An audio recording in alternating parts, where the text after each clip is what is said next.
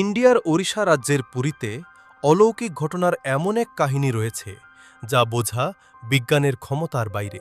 বিজ্ঞান, ভূগোল, পদার্থবিদ্যা, রসায়ন এবং বিশ্বের সমস্ত বিশ্বাসের ভিত্তি এখানে ব্যর্থ হয়। হিন্দু বিশ্বাসে 4টি ধাম রয়েছে: বদ্রীনাথ ধাম, দ্বারকাধীশ ধাম, রামেশ্বরম এবং জগন্নাথপুরী। আর এটি জগন্নাথপুরীর কাহিনী, যেখানে আজও শ্রীকৃষ্ণের প্রকৃত হৃৎপিণ্ড স্পন্দিত হয়। এই মন্দিরের কিছু রহস্য এমন যে তা শুনলে যে কারো জ্ঞান হারিয়ে যেতে পারে। ওয়েস্টার্ন কালচার ফলো করতে করতে আমরা এমন এক মোড়ে চলে এসেছি যেখানে মানুষ ভগবানের অস্তিত্ব নিয়ে প্রশ্ন তুলতে শুরু করেছে। কিন্তু এই প্রশ্নটি আমি আপনাদের এই ভিডিওর পরে করব। চলুন দেখি কাঠের মূর্তির রহস্য। প্রতিটি মন্দিরে যেখানে মূর্তি ধাতু বা পাথর দিয়ে তৈরি হয়, সেখানে জগন্নাথ মন্দিরে ভগবানের মূর্তি কাঠ দিয়ে তৈরি। কেন? চলুন বলি।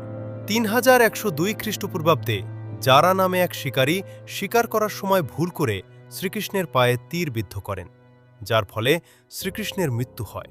যারা সমস্ত রীতি মেনে শ্রীকৃষ্ণের অন্ত্যেষ্টিক্রিয়া করেন, কিন্তু চিতা শান্ত হওয়ার পর যারা দেখলেন যে একটি উজ্জ্বল ধাতব জিনিস তখনও জ্বলে ওঠেনি। যারা বুঝতে পারেননি এটা কি, তাই তিনি ওটা নিয়ে বিক্রি করতে বেরিয়ে পড়েন।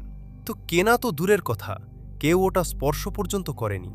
অবশেষে যারা হতাশ হয়ে সেই ধাতব জিনিসটি একটি কাঠের গুঁড়ির ওপর রেখে জলে ভাসিয়ে দেন।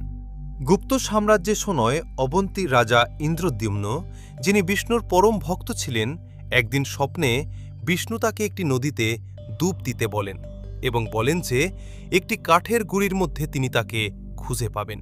এই স্বপ্ন দেখে পরদিন রাজা নদীতে ডুব দিতে যান। ডুব দেওয়ার সময় তিনি দূরে একটি কাঠের গুঁড়ি দেখতে পান।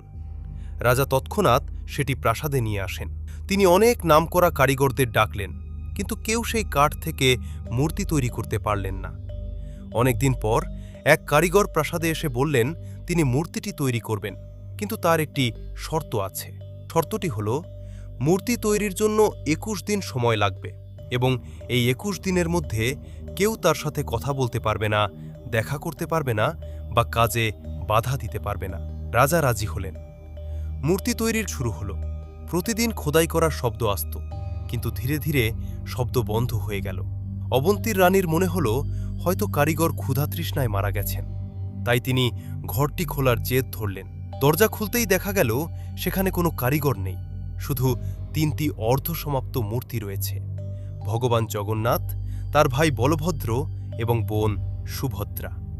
সেই জগন্নাথ মূর্তির ভেতরেই সেই ধাতব্য জিনিসটি রাখা হয়েছিল, যা অন্য কিছু নয়, শ্রীকৃষ্ণের স্পন্দিত হৃৎপিণ্ড। ব্রহ্ম পদার্থ ও বৈজ্ঞানিক দৃষ্টিভঙ্গি, এটি কোনো সাধারণ মানুষের হৃৎপিণ্ড নয়, এটি প্রাচীন উন্নত প্রযুক্তির এক স্পষ্ট প্রমাণ। এই হৃদয় শক্তি সঞ্চারিত করে। আমরা জানি যে পাথর ও ধাতু বিদ্যুতের সুপরিবাহী এবং কাঠ কুপরিবাহী। তাই জগন্নাথ মন্দিরের মূর্তিগুলো কাঠ দিয়ে তৈরি করা হয়েছে। শুধু তাই নয়, প্রতি 12 বছরে একবার ভগবানের নতুন মূর্তি স্থাপন করা হয় এবং সেই হৃদয়কে নতুন মূর্তিতে স্থানান্তরিত করা হয়। বৈজ্ঞানিকভাবে বললে সেই ডিভাইসের শক্তি এত বেশি যে সময়ের সাথে কাঠ ক্ষয় হয়ে যায়, তাই মূর্তি বদলানো জরুরি। এই প্রক্রিয়াটিও খুব আকর্ষণীয়। 12 বছরে একবার সেই দিন আসে যেদিন মন্দিরে কারো প্রবেশাধিকার থাকে না। পুরো পুরী শহরের বিদ্যুৎ সংযোগ বিচ্ছিন্ন করে দেওয়া হয়। মন্দিরের প্রধান পূজারীর চোখে পট্টি এবং হাতে মোটা গ্লাভস পরানো হয় এবং 100% অন্ধকারে এই হৃদয়কে বের করে নতুন মূর্তিতে স্থাপন করা হয়।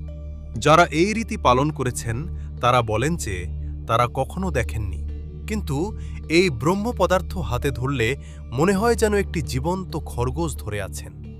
বিশ্বাস করা হয় কেউ যদি এটি দেখে ফেলে তবে তার মৃত্যু নিশ্চিত। এই মন্দিরের ওপর একটি পতাকা রয়েছে, যা বিজ্ঞানের সমস্ত নিয়মের বিপরীতে চলে। সাধারণত যেদিকে হাওয়া বয় পতাকাও সেদিকেই ওড়ে, কিন্তু জগন্নাথ মন্দিরের পতাকা সবসময় হাওয়ার উল্টো দিকে ওড়ে। কেন এবং কিভাবে তা আজ পর্যন্ত কেউ বুঝতে পারেনি। এই পতাকাটি প্রতিদিন বদলাতে হয়। মন্দিরের পূজারীরা 215 ফুট উঁচুতে উঠে প্রতিদিন পতাকা বদলান। বলা হয় একদিনও যদি পতাকা না বদলানো হয় তবে মন্দির 18 বছরের জন্য বন্ধ হয়ে যাবে। মহাপ্রসাদের অলৌকিকতা মন্দিরে প্রতিদিন প্রসাদ তৈরি করা হয়। কখনো কখনো ভক্তের সংখ্যা হাজারে পৌঁছে যায়, কিন্তু আজ পর্যন্ত প্রসাদ কখনো কম পড়েনি বা নষ্ট হয়নি। প্রসাদ রান্নার পদ্ধতি আরও রহস্যময়। মাটির 7টি পাত্র একটির ওপর একটি রেখে কাঠের জালে রান্না করা হয়। বিজ্ঞানের নিয়ম অনুযায়ী নিচের পাত্রের খাবার আগে রান্না হওয়ার কথা, কিন্তু এখানে সবচেয়ে উপরের পাত্রের প্রসাদ আগে রান্না হয় এবং সবচেয়ে নিচের পাত্রের প্রসাদ সবার শেষে। এত বড় মন্দিরের গম্বুজের ছায়া আজ পর্যন্ত মাটিতে পড়তে দেখা যায়নি। দিনের যে কোনো সময় এর ছায়া অদৃশ্য থাকে। এছাড়া এই মন্দিরের ওপর দিয়ে কোনো ড্রোন, বিমান বা এমনকি কোনো পাখিও উড়ে যায় না। কোনো পাখি কখনো মন্দিরের গম্বুজের ওপর বসে না। কিভাবে এক অবলা পাখিও জানে যে এই মন্দিরের ওপর দিয়ে উড়ে যাওয়া নিষেধ, তা এক বড় রহস্য। সুদর্শন চক্র ও প্রবেশাধিকার মন্দিরের শিখরে থাকা সুদর্শন চক্রকে আপনি যে কোনো দিক থেকেই দেখুন না কেন, মনে হবে এর মুখ আপনার দিকেই আছে। 12 শতকে নির্মিত এই মন্দিরে শুধুমাত্র হিন্দুদের প্রবেশের অনুমতি আছে। ভারতের প্রাক্তন প্রধানমন্ত্রী ইন্দিরা গান্ধী এবং থাইল্যান্ডের রাজকন্যাকেও মন্দিরে ঢুকতে দেওয়া হয়নি, কারণ তারা অহিন্দু ছিলেন। সুইজারল্যান্ডের এক মহিলা 1,77,00,000 টাকা দান করার পরেও তাকে বাইরে থেকেই দর্শন করতে হয়েছিল। পুরীর জগন্নাথ দেবের এই লীলা এবং রহস্য আজও মানুষকে অবাক করে দেয়।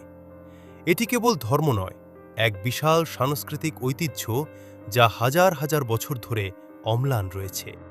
এই রকম অজানা তথ্য জানতে চাইলে আমাদের চ্যানেলটিকে সাবস্ক্রাইব করুন আর নতুন নতুন ভিডিওর জন্য পাশে থাকুন। জয় জগন্নাথ।